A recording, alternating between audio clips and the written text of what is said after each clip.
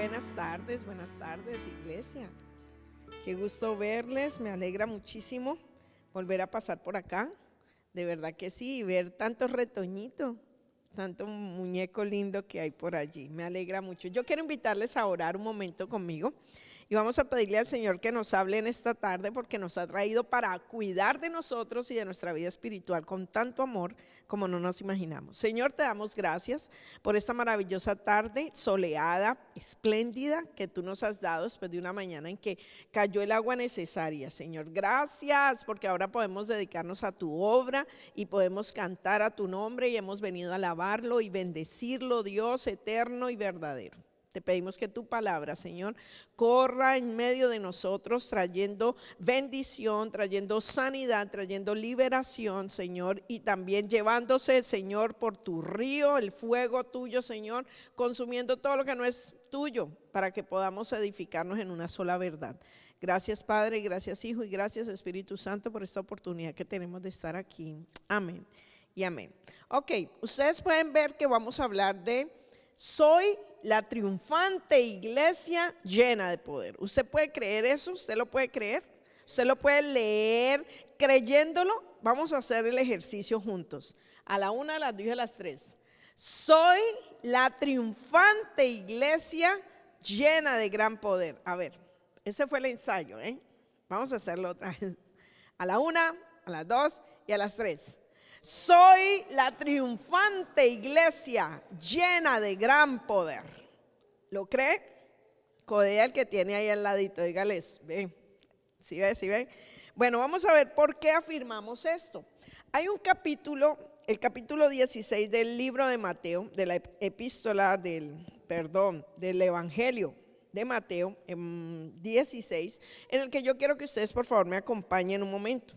Y vamos a hacer una lectura de este capítulo completa, ¿de acuerdo? Entonces yo le voy a pedir que por favor me siga. Entonces dice capítulo 16 del Evangelio de Mateo: vinieron los fariseos y los saduceos para tentarle y le pidieron que les mostrase señal del cielo. Mas él respondiendo les dijo: cuando anochece decís buen tiempo, porque el cielo tiene arreboles, y a la mañana hoy habrá tempestad, porque tiene arreboles el cielo nublado. Hipócritas, que habéis de distinguir el aspecto del cielo, mas las señales de los tiempos no. La generación mala y adúltera demanda señal, pero la señal no les será dada sino la señal del profeta Jonás. Y dejándolos se fue.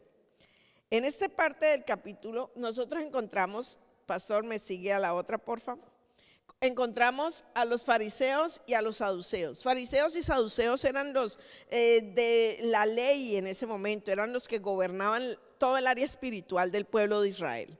Eran los sacerdotes y los principales. Y resulta que estos, a los que el Señor les habla con tanta rigidez, son estas figuritas, fariseos y saduceos. Ellos no se la llevaban, ellos no tenían en común la doctrina. Los unos creían en unas cosas, los otros en otras. Los unos decían una cosa, los otros otras. Los fariseos creían en resurrección, los saduceos no. Entonces cada vez que se les tocaba ese punto había escándalo entre ellos y división. Pero ¿sabe qué sí los unió? Estorbar a Cristo. Eso sí los unió. El punto de unidad perfecto para estos dos grupos que no se entendían, que no compartían, fue: destruyamos la obra de Cristo. Está cogiendo mucha fama, ¿qué vamos a hacer con él? Está sanando, está haciendo milagros. No, ¿qué es esto?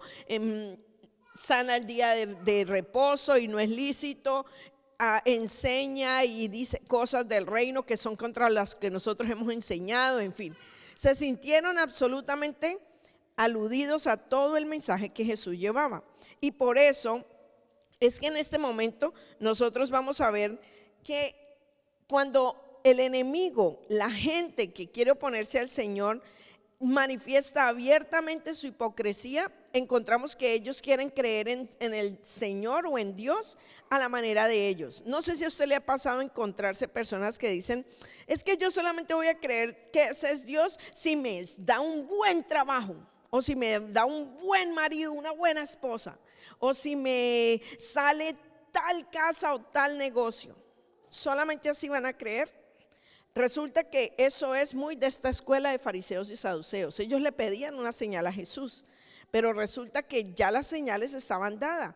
Como conocedores de los libros del Antiguo Testamento, los fariseos y saduceos sabían que el Hijo del Hombre, que el Hijo de Dios, el Mesías, vendría trayendo sanidad, restauración, trayendo consuelo, aliviando las necesidades de los enfermos, de los angustiados, porque dice que Él vendría sacando de las cárceles a los oprimidos, ¿sí o no? Anunciando el año agradable de Dios. Es decir, ellos sabían que Jesús era, pero ¿qué querían ellos? Satisfacer su orgullo. Es que hace una señal que nos satisfaga a nosotros, porque tiene que ser a nuestra manera, no a la de Dios. Ellos despreciaban las señales que en realidad Cristo estaba haciendo y por eso pedían una señal que satisfaciera su orgullo. Cuando tristemente encontramos personas que dicen que quieren creer en Dios o que creen, pero que tiene que ser a su manera, ahí solo hay tristemente orgullo, pero eso no hay aquí.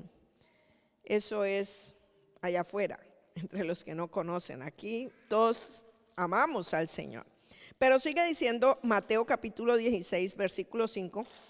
Llegando sus discípulos al otro lado, se habían olvidado de traer el pan, y Jesús les dijo: mirad, guardaos de la levadura de los fariseos y de los saduceos.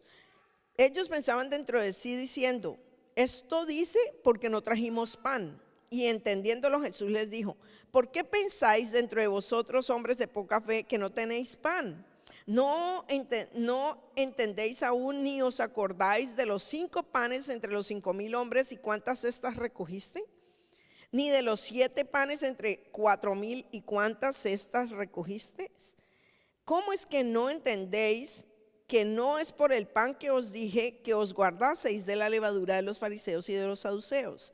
Entonces entendieron que no les había dicho que se guardasen de la levadura del pan, sino de la doctrina de los fariseos y de los saduceos.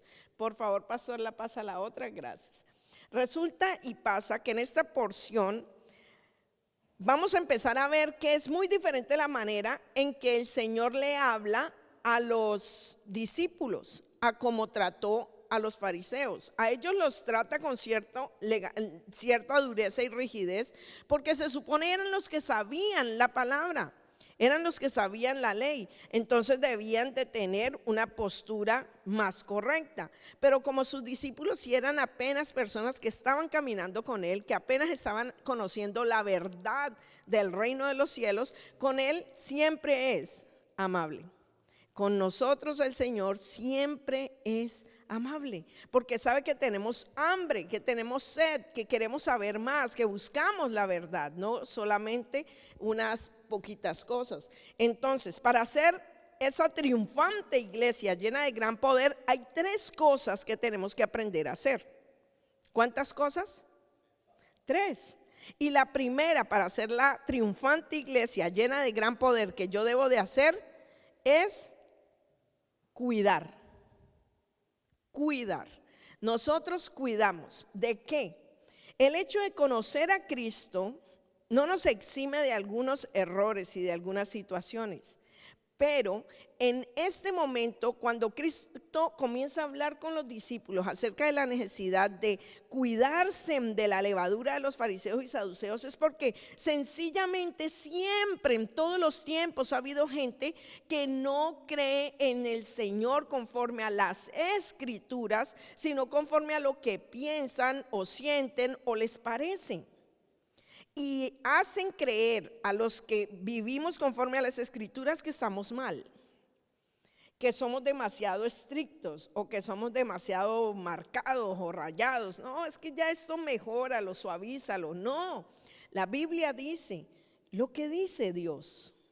Y si aquí está escrito, yo lo creo. Si aquí no está escrito, déjame un momento ir a orar y ver si el Espíritu Santo me confirma que lo que estés diciendo está bien. Es necesario cuidar lo que sabemos del Señor, sea poco o sea mucho, porque aún la palabra nos alerta a los que ya tenemos tiempo en el Señor de que mire el que esté firme, que no caiga. Es decir, que por más de 33 años, que gracias a Dios desde que mi mami me llevó a los pies de Cristo, chica, he caminado con Él. Todos los días debo de cuidar, porque es que yo soy la iglesia triunfante, yo soy una iglesia llena de gran poder. No le puedo permitir a la levadura. ¿Sabe cuál es el detalle con la levadura? Aquí, ¿cuántos trabajamos panadería o sabemos cómo trabaja el panadero? ¿Nadie? Ok, más o menos. Resulta que la levadura tú no puedes echar mucha, con un poquitico basta para que toda la masa que tú estás preparando para un pan, una dona o lo que sea, ¡puf!, se te suba. Pero se sube no tan leal, porque usó levadura. Así que uno dice, no, es que escuché, pero fue poquito. No, fue poquito. No, un poquito puede llegar a dañarte todo lo que Dios ha hecho en tu vida. Tenemos que mantener alertas. Por eso, si somos esa iglesia triunfante y llena de gran poder, debemos cuidarnos de la levadura. La levadura, en realidad, a la que el Señor les estaba haciendo referencia a ellos, es el símbolo del mal y de la corrupción doctrinal.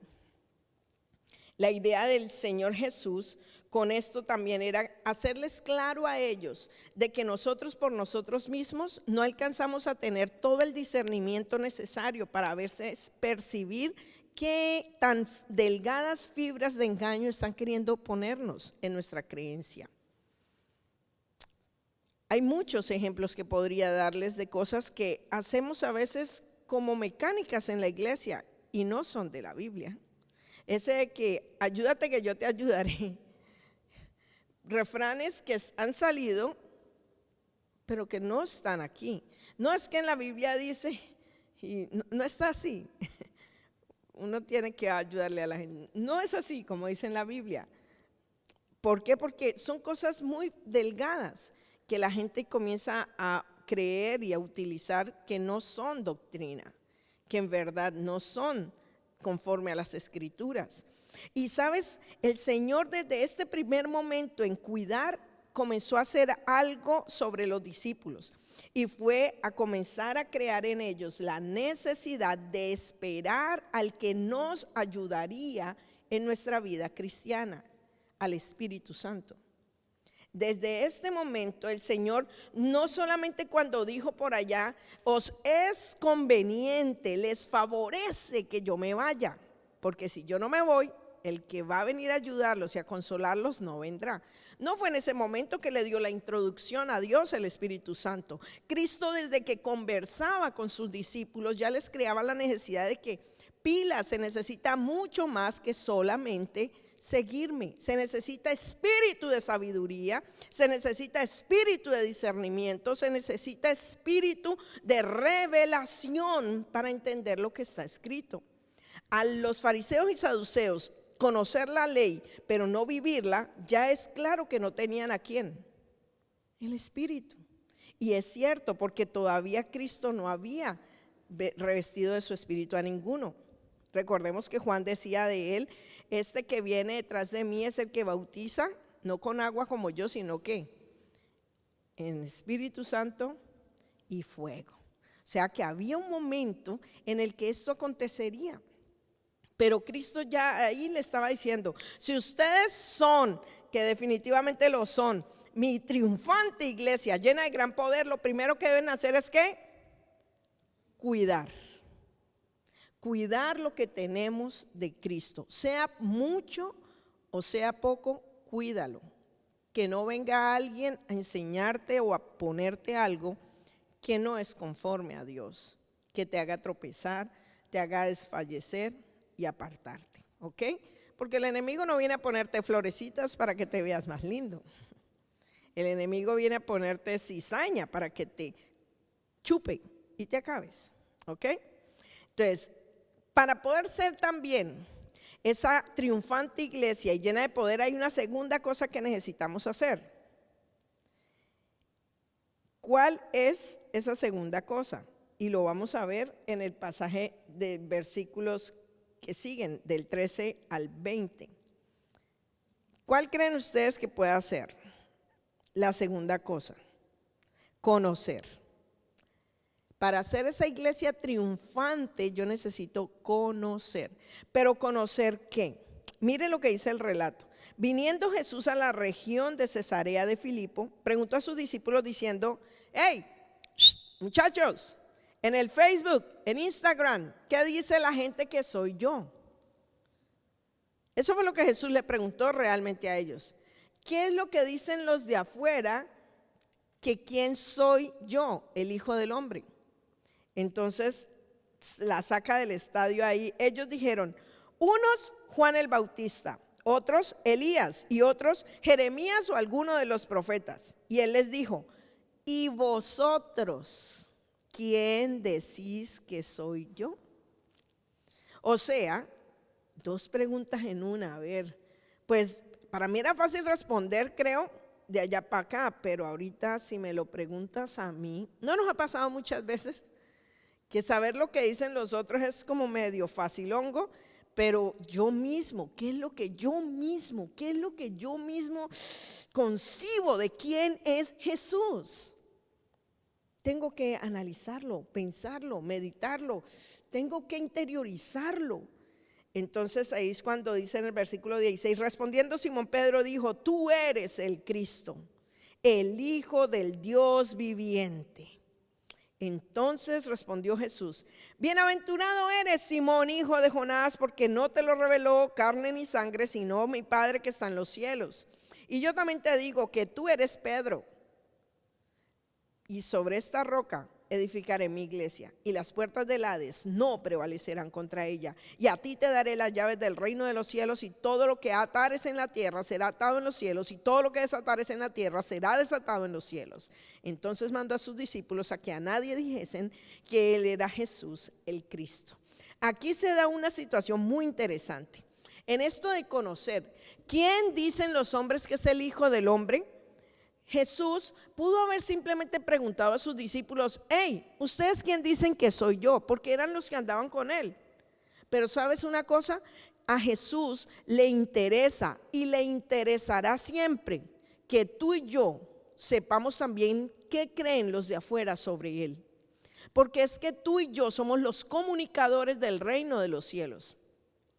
Tú y yo no podemos encerrarnos en la iglesia y creer que porque nosotros ya sabemos quién es Jesús, no importa que sepan o que crean de él los de afuera. No, el Señor siempre está ayudando a los discípulos a tener su mirada clara en que hay que alcanzar allá afuera, hay que ayudar a los que están allá afuera. ¿Qué creen ellos? ¿Qué piensan ellos? Porque si tú tienes la verdad, eres responsable de que ellos conozcan esa verdad. Pero también cuando Jesús pudo haberlos simplemente dejado con qué piensan allá afuera, qué dice el Instagram, Facebook, qué dicen las redes, quién soy yo. Pero también les pregunta a ellos, ¿por qué? Porque Jesús no da por hecho de que aunque ya andan con él y caminan con él hace unos cuantos meses, ya la tienen clara. Quizá había alguna inquietud o duda, y el Señor prefiere que la manifiesten a que sencillamente después se apaguen y se aparten. Eso mismo es una oportunidad para nosotros. El Señor siempre nos preguntará: ¿tú qué crees? ¿Quién soy yo? ¿Quién crees que soy yo? ¿Por qué? Porque el Señor no da por hecho de que si nací en cuna cristiana, soy cristiano. Ni porque me crié entre teólogos, soy un conocedor fuerte. El Señor personaliza su relación con cualquiera que ame su nombre y a quien obviamente Él ama. Entonces, si tú estás caminando con Cristo, es la misma pregunta que recibimos hoy.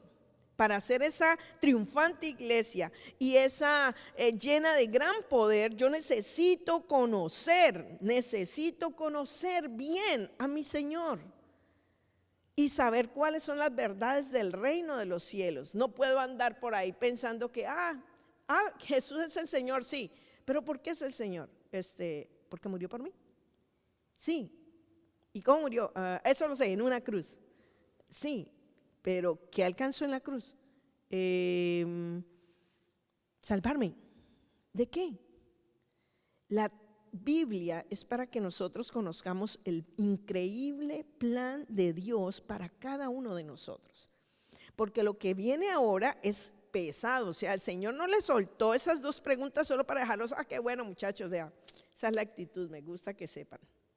Chévere que estén informados de qué dice la gente afuera porque hay que ayudarlos y qué bueno que ustedes están firmes. No, les estaba por soltar perlas impresionantes sobre quién somos como iglesia. Por eso necesitaba que estuvieran con los pies firmes para poder hablarles como Él quería hablarles. Entonces, aquí voy a destruir como algunas herejías que hay por ahí acerca de lo que pasó ahí con Pedro. Algunos piensan que la declaración fue exclusivamente de Pedro. ¡Wow! Pedro, qué mente, uy hermano, asombroso. No, es como cuando vos andas entre amigos y conversan, ves, increíble andar con Jesús, no, sí, uy, definitivamente el Hijo de Dios, sí o no, uy, sí, yo también lo creo. Era un pensamiento general de grupo. Pero si yo aquí pregunto alguna cosa de la iglesia, yo no creo que todos me vayan a responder a coro. Yo creo que alguno dice la respuesta que yo necesito y todos los demás asienten, ¿no es cierto? Pues resulta que así pasó en ese momento quizá, porque es que la respuesta de Pedro no era exquisita y única y exclusivamente de Pedro. A solo Pedro no le había revelado a Dios el Padre que Jesús era su Hijo. Era un pensamiento de grupo. Así que en ningún momento podemos decir que Pedro es el iluminado, pues, de la fe. No, fue el que inmediatamente por ese temperamento tan sanguíneo que tenía el hombre, responde de primero. Pero el pensamiento era grupal. Todos reconocían, entendían, sabían que Jesucristo es el Hijo del Dios viviente. ¿Cuántos creemos eso? Amén. Jesucristo es el Hijo de Dios, el Hijo del Dios viviente. Jesucristo es quien de verdad Dios nos dio por amor. Así que comienza el Señor a decirle también, muchos, pastor, si quiere la va pasando ahí. Ya esa también. Ahí. Resulta que hay una palabra que es un juego de palabras que Jesús utiliza en ese pasaje, pero que los que tuercen la doctrina han utilizado en el error y por eso han constituido a Pedro el sumo de la religión. Es un error total y jamás podrían apoyarse en las escrituras para afirmar eso. Porque resulta que lo que Jesús utilizó en ese momento de conversación con sus discípulos y más ante Pedro, que era el que estaba soltando en ese momento la perla de la declaración máxima de nuestra fe, ¿quién es Jesucristo? El Hijo del Dios viviente, nuestro Señor. Él le dice a Pedro, lo llama por Pedro y resulta que la palabra en griego que usó para llamarle a Pedro fue Petros, que es piedrecita. Pero la declaración, la confesión que había salido de él fue la que definitivamente, y sobre esta Petra edificaré mi iglesia, en que yo soy la roca inconmovible de los siglos. Tú eres una piedrecita, yo soy la roca. Es un máximo. Porque es que la misma Biblia dice que sobre quien él cayere, pues será destruido, pero que sobre quien él caiga, será levantado. Mis hermanos, tenemos roca firme para edificar. También lo podemos creer cuando en el siguiente, pastor, por favor, gracias. Primera a los Corintios capítulo 3 versículo 11 dice, porque nadie puede poner otro fundamento que el que está puesto, el cual es Jesucristo. Está hablando acerca de la edificación de la fe. No hay ningún otro fundamento. Cualquiera que edifique sobre un fundamento diferente a que Jesucristo es el Señor, fuera, sáquenlo, échenlo. El tal es un engañador. Porque si Jesús no fuera el Cristo, aquí no hay sino engañados y engañadores. Pero por cuanto Jesucristo es la roca, tú y yo podemos edificar nuestra fe sobre Él. Es el fundamento firme. Por eso también lo dice Primera de Pedro. Y mire que Pedro, al escribir la epístola, lo deja bien claro, que no fue a él al que le dijo, uy, Pedro, sobre usted voy a fundar la iglesia. No, eso hubiese sido una piedrita. Dice, acercándose a él, piedra viva, desechada ciertamente por los hombres, mas para Dios escogida y preciosa, por lo cual también contiene la escritura, he aquí pongo en Sión la principal piedra del ángulo, escogida y preciosa. ¿Quién es él? Jesús. Así que en ningún momento podemos darle crédito a que Pedro sea alguna eminencia. Además que no hay hombre sin error. Mire, estamos en el mismo relato y hasta aquí Pedro respondió extraordinario, pero ya luego vamos a otra respuesta de Pedro que uno dice, a ver, ¿dónde quedó esa iluminación? Pero sigamos aquí. También para hacer esa iglesia triunfante y llena de gran poder, pastor, por favor, me ayuda. Una vez entendemos que Cristo es la piedra angular que sostiene toda la iglesia, vea, váyase por ahí, adórelo, alábelo, sírvalo, entréguele su vida por completo a Él. Jesucristo es la verdad, la vida, el camino. Nadie va al Padre si no es por Él. Jesucristo es refugio, es escondite, es fortaleza. Jesucristo es todo para nosotros, todo. En Él lo tenemos todo, en Él habita la plenitud de Dios. Así que esto es absoluto. Seguimos, por favor, pastor. Ahora, ¿por qué les dije que él necesitaba cuestionarles si ustedes de verdad están creyendo o no que yo soy el que digo ser y el que ya han visto que he hecho, que soy por las cosas que he hecho? Porque se acuerda que aún algunos de los fariseos y saduceos se habían acercado a decirle, uy, nosotros sabemos que como que vos de verdad venís de Dios porque lo que haces no lo hace nadie que no tenga a Dios. ¿Sí o no? O sea que ellos sabían que Él era. Pero cuando Él les hace este cuestionamiento a los discípulos y nos lo hace aún a nosotros, es con el ánimo de que pilas, yo no te quiero solamente como un creyente ahí de banca, no. Yo quiero que tú estés tan seguro de lo que yo soy y de que estás en mí, que miren las promesas que dice. Primero, las puertas del Hades, dice, y te digo, edificaré mi iglesia y las puertas del Hades no prevalecerán contra ella. Cuando nosotros hablamos de las puertas del Hades, estamos hablando de toda la obra satánica. Es toda esa maldad del mundo que se esfuerzan para destruir la fe en Cristo, para destruir la iglesia del Señor. Pero resulta que el mismo Señor dijo, las puertas del Hades no prevalecerán contra mi iglesia. ¿Cuántos somos iglesia en este lugar? Amén. Así que mi hermano, mi hermana, nunca subestime usted en quién está. Ay, aquí, pastor, medio así. No. Si usted de verdad es, pare el rostro y diga, aquí estoy firme para las que sean, pastor, con un dolorcito aquí, pero eso no me va a impedir hacerlo. ¿Por qué? Porque dice que no prevalecerán contra ella. Somos la triunfante iglesia. Siga, pastor, por favor. Los que están allá no están viendo nuestras imágenes, lamentablemente, pero venid a la iglesia y se lo podrán dar. Yo se lo dejo al pastor. Esta promesa, también tengo que ser clara, esta promesa de que las tinieblas no prevalecerán contra la iglesia no es para todo gato y garabato que llegó a la iglesia por unos días y luego se apartó y dijo, eso ya no va conmigo. La promesa tiene permanencia y ratificación, es para los que no niegan su fe y mantienen el fervor. Es decir, para una iglesia tibia, no.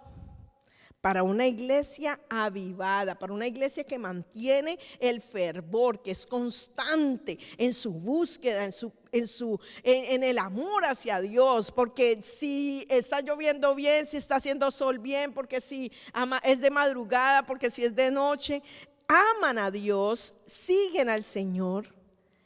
Estos que nos esforzamos somos los que podemos decir, no, contra mí no hay ataque que pueda contra mí no, porque yo mantengo mi fervor, porque mi fe mantiene en el que es Cristo el Señor. Así que no piense aquel que, ay, yo me sé ese versículo y cuando me vean dificultades allá, estando en el mundo, haciendo lo que no es la voluntad de Dios, yo lo voy a declarar y el enemigo me va a tener que huir. No, la garantía de esa promesa es para aquellos que mantenemos también en la jugada, porque sabemos que no somos fuertes. ¿Cuántos somos aquí ya tan fuertes que todo lo resistimos? No, las provocaciones, las tentaciones son miles, pero ¿qué hacemos? No negamos nuestra fe, no dejamos de avivar el fuego de Dios que hay en nosotros, en reunirnos, en orar los unos por los otros, en cantar alabanzas, en conocer su palabra, en orar, en vivir con Él. Pastor, siga por favor. Cristo le afirma a sus discípulos que la iglesia no será destruida, aunque los ataques externos y aún los internos se den. ¿Cuáles ataques encontramos? Haga lo que haga Satanás, no podrá destruir la iglesia de Cristo. La apostasía, es decir, que se levanten detractores dentro de la misma iglesia a hablar y a despotricar de la fe y de Cristo, no destruirán a la iglesia. Aunque las iglesias se vuelvan tibias, no se apagará, no. Y aunque falsos maestros se infiltren en el reino de Dios, nada dañará la iglesia. ¿Saben por qué? Siga, pastor, por favor.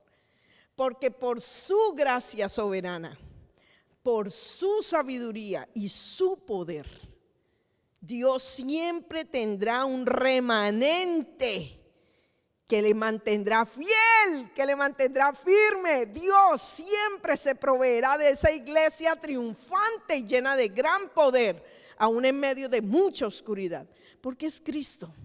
Él puede hacer esto. Ahora, es tu decisión ser de los de la llama flameante o ser de los pábilos que humean. Porque Cristo es el mismo para todos, pero tú podrías llegar a decidir ser una llama que arde y yo un bendito pábilo que humee. Y estamos en el mismo Señor. Y aquí uno no puede decir, no, es que la culpa es del pastor, es que las prédicas, no, porque si avivó a uno, también me podía haber avivado a mí si mi corazón iba correcto. No, es que esa Biblia, pastor, no, si no fuera tan buena, no mantendría a tantos a punto de dar su vida entera por Él. Porque aquí nosotros estamos en una oportunidad de seguir al Señor sin que nadie nos detenga al hacerlo. Pero muchos de nuestros hermanos están en lugares donde nadie puede saber que tiene un libro de estos. O nadie puede saber que se reúne con uno o más para hablarles de Jesús. Así que nosotros sabemos que la iglesia no va a ser destruida nunca, es porque Dios tiene un remanente. ¿Soy del remanente? Esa sería la gran pregunta. ¿Será que, caray, si hoy se armara la de Troya, yo sería de los que, bota, chaqueta y para las que sean, Señor, ¿con cuántos de aquí para adelante? Que no nos vamos a esconder, que no vamos a renunciar, que no vamos a tirar la toalla. Porque ciertamente con los valientes y esforzados es que Dios contará para que siempre haya una iglesia triunfante y llena de gran poder. Así fuéramos 2 o 3, el Señor nos daría un poder impresionante. Pero yo sé que somos más, amén. Amén. Amén. Sí. Ahora, ya sabemos que para la iglesia triunfante y llena de gran poder que soy, debo de cuidar y ¿qué más? Conocer. Cuidar la doctrina, lo que tenga de Cristo, sea mucho, sea poco, y conocer más a mi Señor, caminar con Él, ahondar en mi relación con Él, conocerlo. ¿Saben también por qué? Porque siga, pastor, porfa. Él le dice, no solamente las puertas del Hades no prevalecerán contra ella, sino que también le dice, les daré las llaves del reino de los cielos. ¡Wow! ¿Cuántos tienen las llaves de la iglesia? Casi ninguno, ¿Sí o qué? ¿Por qué? ¿Se las dan a cualquiera? No. A los fieles, ¿sí o no? A los servidores fieles. Es que uno le dice, hermano, vea, una copia de la llave de la iglesia. ¿Por qué? Porque es la llave de la iglesia. Igual la de la casa. ¿Todos tus vecinos tienen llave de tu casa? No, pues solo los 4, 5, 2 que viven en ella. Pues resulta que el Señor Jesús, el propio Rey de Reyes y Señor de Señores, nos está diciendo: iglesia, les daré las llaves del reino de los cielos. ¿Tienes llavero? ¿Tienes llavero? Aquí la pregunta es vital, tener llavero. Porque Él nos va a dar las llaves. Oh my God, dice: como verdadero pueblo de Dios, demostraremos el poder del reino y del Espíritu Santo contra Satanás, contra el pecado, contra la enfermedad, contra lo mundano y contra lo demoníaco. Somos la iglesia que no puede destruir ni hacer frente a Satanás ni todos sus ejércitos. ¿Usted puede creer eso? ¿Usted puede decir conmigo: soy la triunfante iglesia, llena de gran poder? ¿Por qué subestimamos nuestra convicción de Cristo? ¿Por qué subestimamos nuestro caminar en Él? ¿Por qué? Si no hay otro que delegue tanto poder a los suyos como Cristo. Y por eso siga, pastor, por favor. Dice que las llaves del reino. ¿Sabe qué significa que Él le estuviera diciendo ahí a los discípulos: les voy a dar las llaves del reino de los cielos? Era nada más y nada menos autoridad directa de Dios. ¿Para qué? Para reprender el pecado,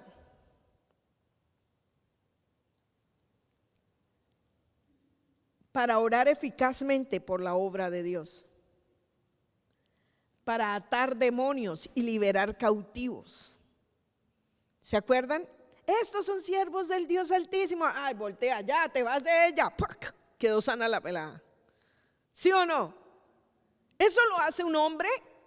No, eso es el poder mismísimo que Dios nos ha dado, autoridad. No hay nada que nos pueda hacer frente, iglesia. Lo que usted necesite, párese en el Espíritu y use esas llaves. Porque eso es lo que Cristo nos da. Anunciarle al mundo la culpa del pecado, pero también el poder que hay en el arrepentimiento y en el perdón de ellos a través de Cristo, y proclamar la salvación de Dios. Algunas personas dicen: está bien que tú creas en tu Cristo, está bien, después de que no me lo impongas. ¿Sabes qué debemos empezar a decirles? Estás en todo tu derecho de recibir o no el mensaje, pero yo estoy en toda mi obligación de contártelo. Sea que crean o no, pero que eso no se te cobre a ti.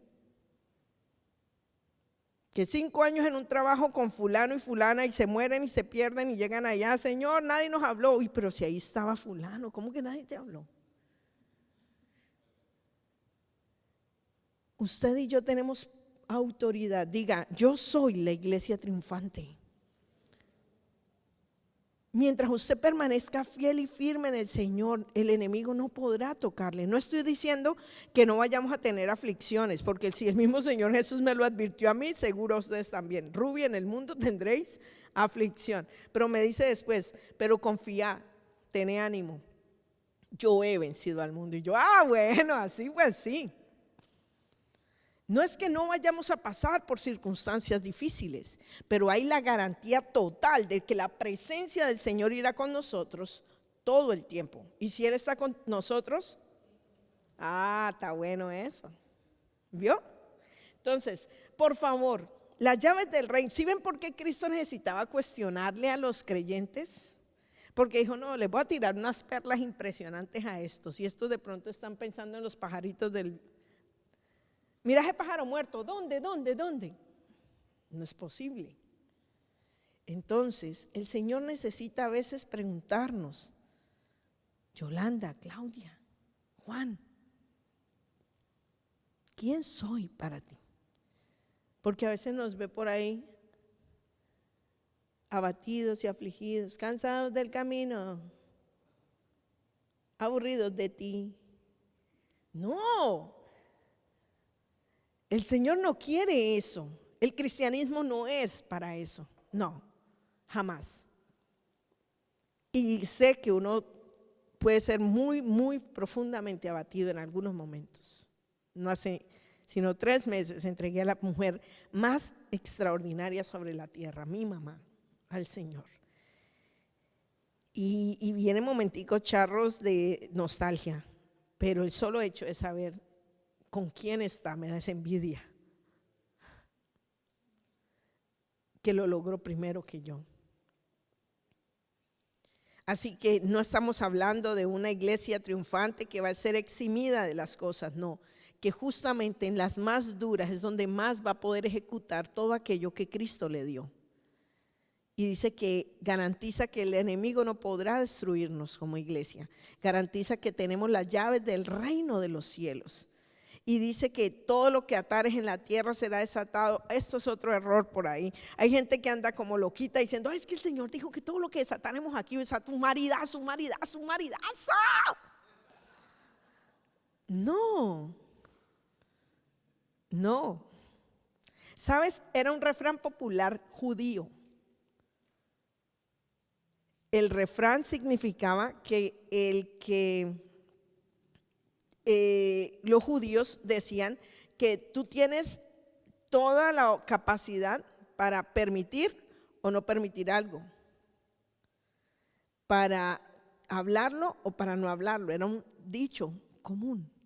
Pero en este momento el Señor lo está utilizando, es en el sentido de que al tener esta autoridad de Dios, te va a permitir enseñar toda la verdad y ser respaldado absolutamente en ella.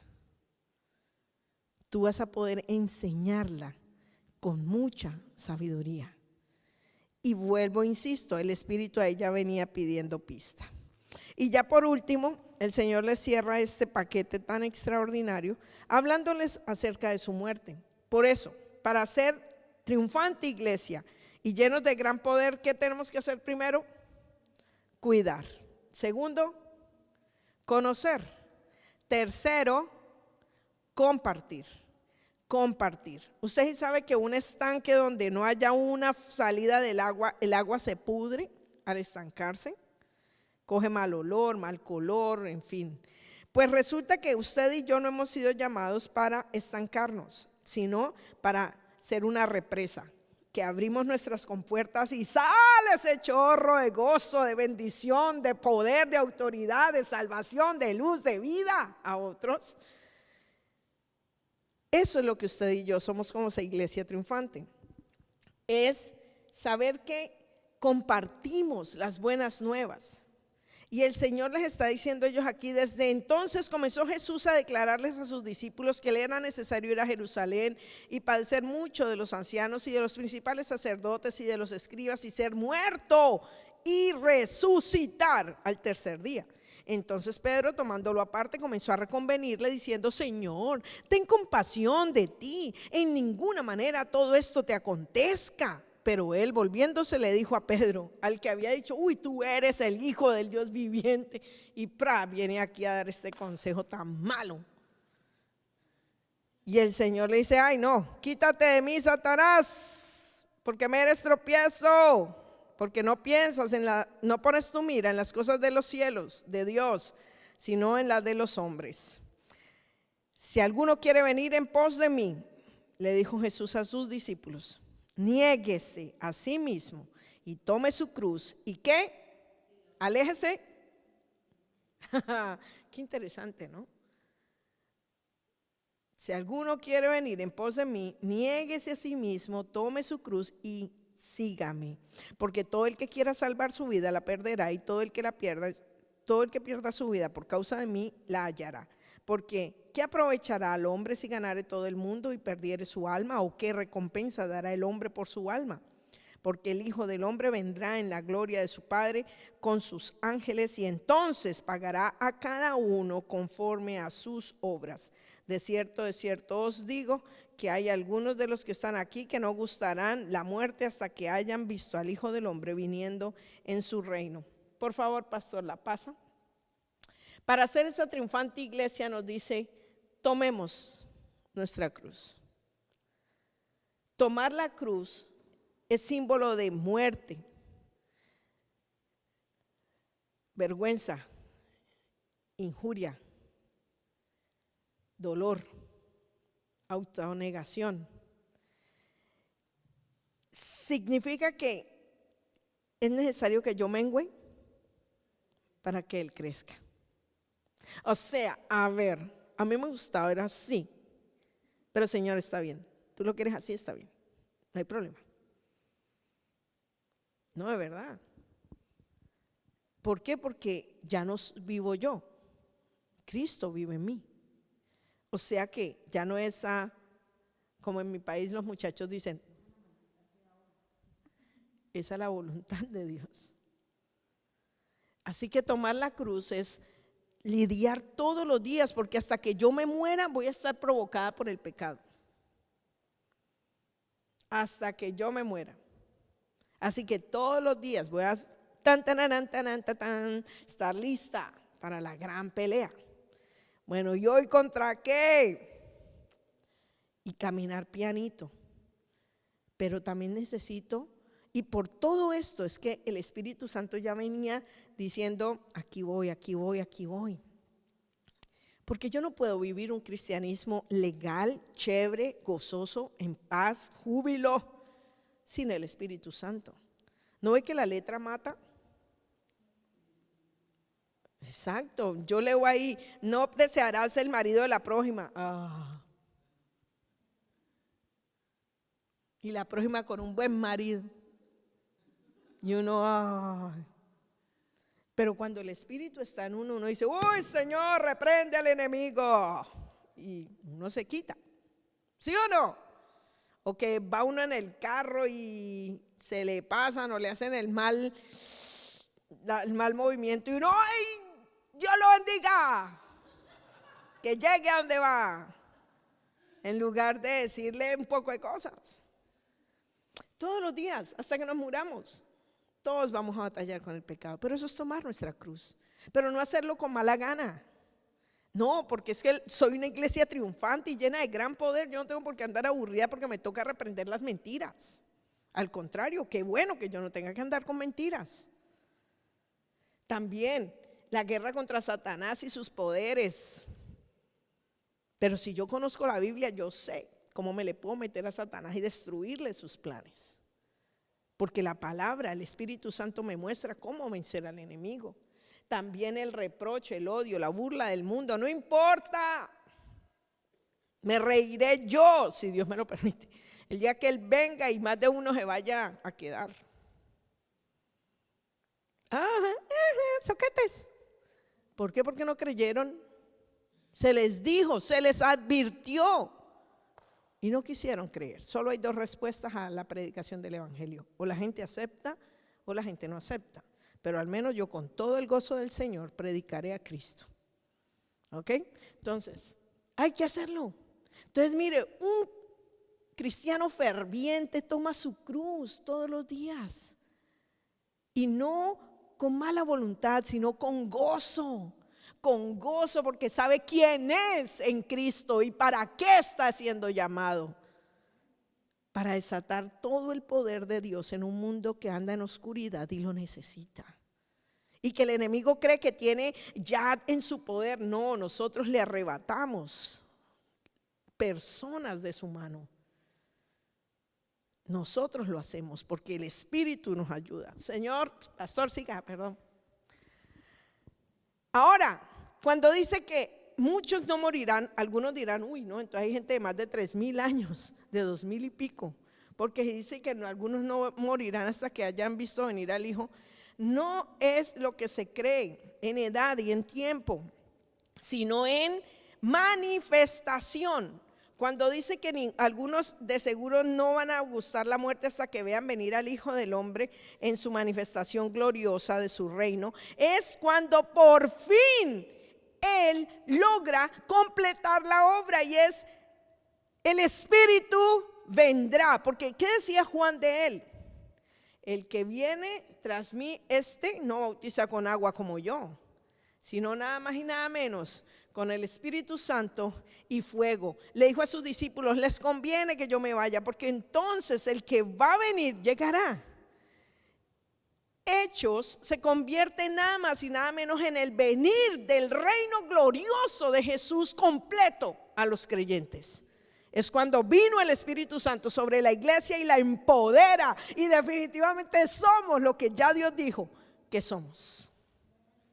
El Espíritu Santo perfecciona lo que Cristo comenzó. Así que, mis hermanos, para ser esa triunfante iglesia llena de gran poder, ¿qué necesitamos?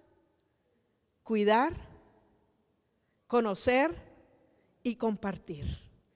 Porque nosotros estamos llamados a anunciar las buenas nuevas de Jesús a los demás, de ir y predicar el evangelio. Pero también es cierto que para poder nosotros dar lo que tenemos debemos tenerlo sano. Y quizá en este momento hay muchas batallas y luchas en algunos de nosotros, y estemos pasando por algunas situaciones en las que, Señor, o quizá estamos necesitando reforzar en nosotros ese cuidar, ese conocer y ese compartir. Y como Jesús jamás vino para condenarnos, sino para darnos vida, yo quiero invitarlo a que se ponga sobre sus pies y oremos un momento al Señor. Y que le digamos al Señor: aquí estoy, así tal como soy. Quizá mi cruz está ahí al lado. Sé que la tengo, pero a veces no me la pongo. Sé que quizá no he entendido lo que es tener las llaves del reino de los cielos en mi mano. Sé que quizá no he comprendido la importancia de confrontar mi vida contigo. Sé que hay un mundo que tiene necesidades y llevan sus propias cruces a cuestas, pero que yo no soy su redentor, sino que tú eres su redentor. Pero yo necesito contarles que tienen una esperanza en ti.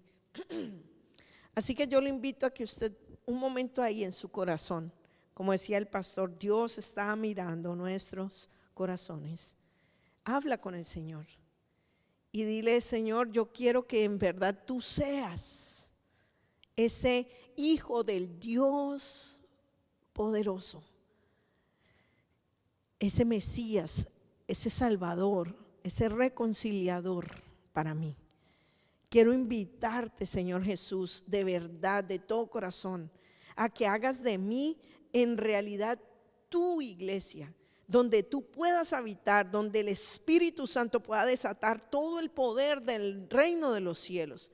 Yo quiero, Señor, entregarte ahora también mis luchas, mis batallas, mis dificultades, las provocaciones con las que vengo luchando en el pecado, todas estas artimañas que estoy notando que el enemigo está armando alrededor mío, de mi familia, para destruirnos.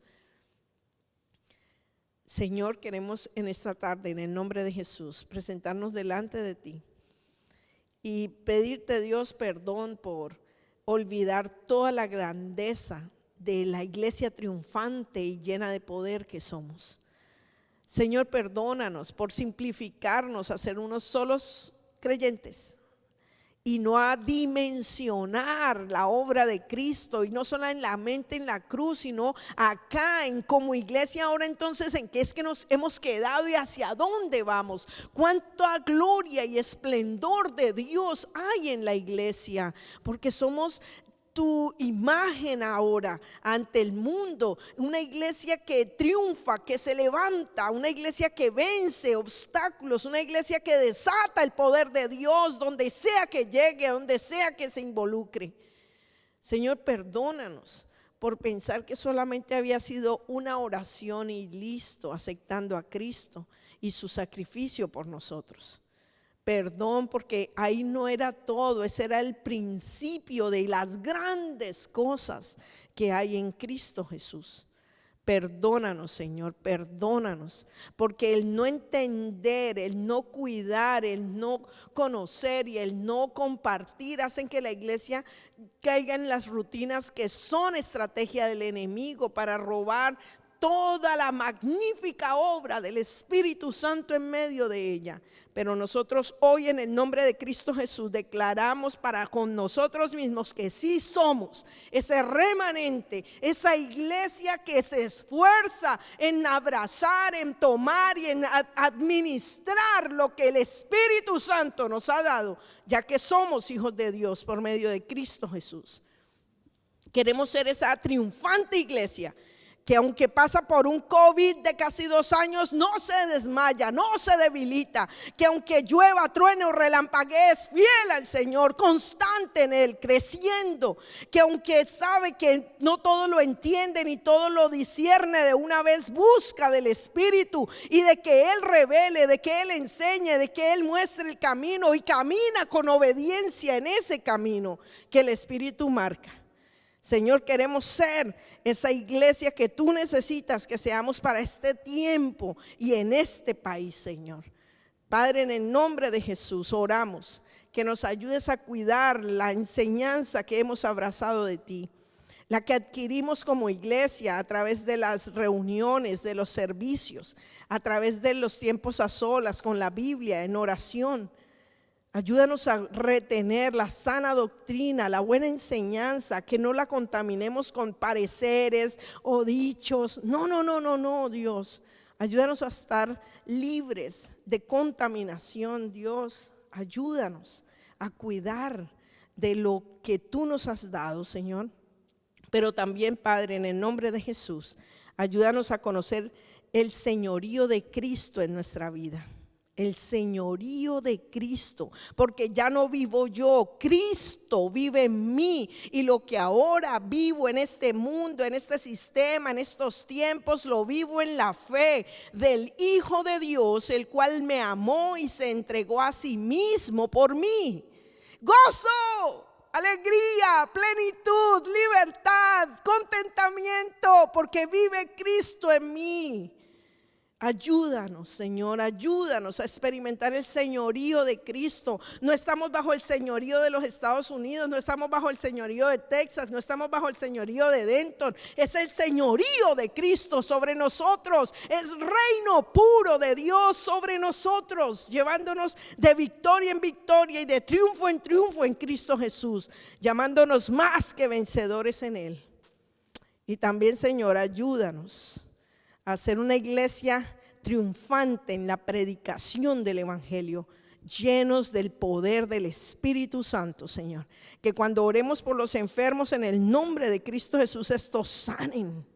Que cuando reprendamos las obras de las tinieblas, Señor, se tengan que ir en el nombre de Jesús y dejen en libertad cautivos o se acaben situaciones de opresión en el nombre de Jesús. Que cuando oremos, Señor, como iglesia, cuando nos reunamos 2 o más, el enemigo tiemble, porque se reunió la iglesia de Cristo, porque el poder del Espíritu está ahí, porque se mueve Dios, el Espíritu Santo, haciendo maravillas, señales, prodigios. Que todo lugar que pise la planta de nuestro pie de ahora en adelante, Señor, tú nos lo entregues, como se lo dijiste a Josué. Por el poder del Espíritu Santo, que tomemos universidades, que tomemos trabajos, compañías, que tomemos, Señor, barrios, que tomemos vecindades en el nombre de Cristo Jesús, que ya no nos quede difícil ningún lugar y que lo llenemos del conocimiento tuyo, de la gloria tuya, que los que nos vean sepan que hay un Dios vivo y verdadero, porque hay poder en nosotros para orar por las necesidades, por las situaciones y que se sucedan cosas que traigan alabanza y gloria a tu nombre. Señor, en el nombre de Jesús, te ruego que llenes de tu Espíritu Santo nuestras vidas, Señor, de tal manera que nos levantemos, Señor, a marcar la diferencia en estos tiempos, Señor. En el nombre de Jesús, ayúdanos a dejar en ti nuestras cargas, nuestras preocupaciones.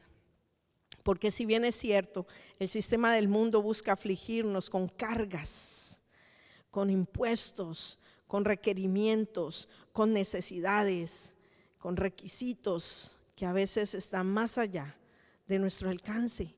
Pero aún para esto también la Biblia dice que tú tienes la añadidura, que no debemos afanarnos, que no debemos agotarnos en estas cosas, porque tú eres el que cuidas de nosotros y tu cuidado es mega cuidado, Señor. Por eso, Señor, te entregamos nuestras dificultades, nuestras cargas, nuestras luchas personales. Renunciamos a seguir batallando con estas cosas nosotros solos y más bien recibimos de tu Espíritu el poder para levantarnos y para cambiar la actitud y para asumir nuestro lugar de privilegio como triunfante iglesia y desatar el poder de Dios que es necesario para que tú recibas gloria, honra y alabanza, Señor, en el nombre de Jesús.